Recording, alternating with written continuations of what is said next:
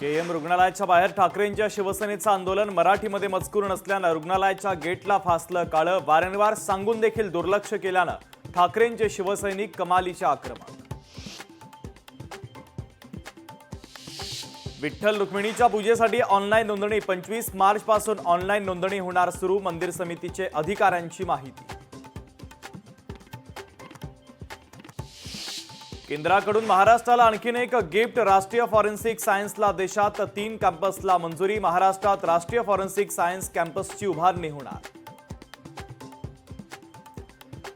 विधिमंडळामध्ये आशिष शेलार आणि जयंत पाटलांमध्ये चर्चा. दोघांमधील चर्चेचा विषय गुलदस्त्यात. भाजप नेत्यांसोबत जयंत पाटलांची जवळीक वाढती. राहुल नार्वेकर यांच्याकडनं सर्व आमदारांना आज संध्याकाळी 7 वाजता स्नेहभोजनाचं निमंत्रण. पहिल्या अर्थसंकल्प अधिवेशनाच्या निमित्तानं निमंत्रण. मुंबई महानगरपालिका निवडणुकीच्या पार्श्वभूमीवर मनसेची तयारी. मुंबईत आता संघटनात्मक रचनेत काही महत्त्वाचे बदल केले जाणार. सोमवारी नागपूरमध्ये हिंदू परिषदेनंतर मुस्लिम संघटनांचं आंदोलनात प्रकरणी फहीम शमीन खानवर गणेशपेठ पोलीस ठाण्यात गुन्हा दाखल.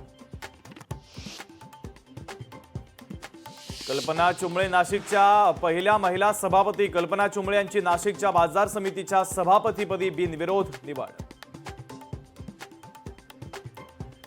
छत्रपती संभाजीनगर शहरामध्ये पोलिसांची गस्त वाढली. रात्री 9 वाजता गस्त घालण्याच्या पोलीस आयुक्तांच्या सूचना.